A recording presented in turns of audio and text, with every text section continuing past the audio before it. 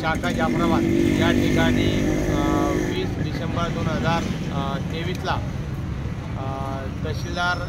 कार्यालय Jafrabad police station, जिल्हाधिकारी कार्यालय, SP अधीक्षक कार्यालय जालना या ठिकाणी ज्ञानराधा मल्टी स्टेटच्या शाखेमध्ये ज्या 90 कोटी रुपये या सभासदांनी ठेवी ठेवल्या होत्या, त्या ठेवी परत घेण्यासाठी सभासद त्या शाखेत गेले असता त्या ठिकाणी उडवाउडीचे उत्तर देण्यात आले। संबंधित चेअरमन सुरेश कुटे यांना फोनवरून जेव्हा संपर्क साधला असता त्यांनी 15 नोव्हेंबर नंतर 20 डिसेंबर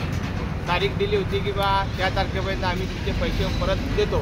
परंतु 20 तारखेलाही ज्या वेळेला पैसे परत नाही मिळाले तर ह्या ठिकाणी ज्ञानराधा शाखेच्या समोर जवळजवळ 200 ते 250 सभासद या ठिकाणी जमले आणि या सभासदांनी वरील तहसीलदार कार्यालय जाफराबाद,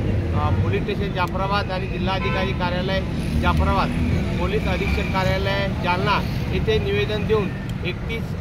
डिसेंबरपर्यंत जर आमचे ठेवी परत मिळाला नाही तर 1 जानेवारी 2024 पासून या ठिकाणी आमरण उपोषण करण्यात येईल। तर ते आज सकाळपासून 8 ते 9 जण या ठिकाणी आमरण उपोषण सुरू केलेलं आहे।